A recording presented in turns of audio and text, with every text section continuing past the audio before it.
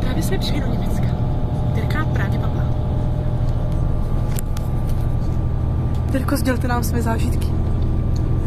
Je to naprosto krásná a průmyslová země. Oho, a co máte dobrého k jídlu?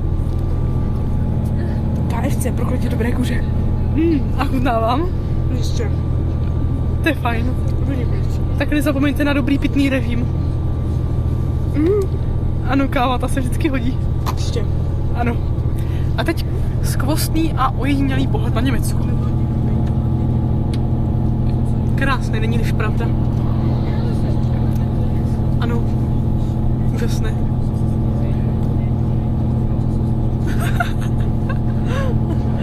A je nějaké monotónní obožení. A zde máme první fabriku Gondelman. Neuvěřitelné. Krásná průmyslová země. Ano. A zde jsou naše spolujezdkyně.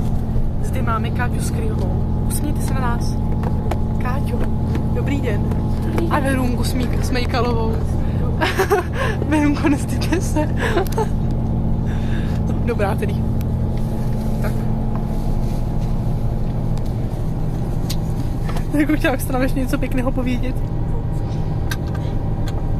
Umíte něco anglicky?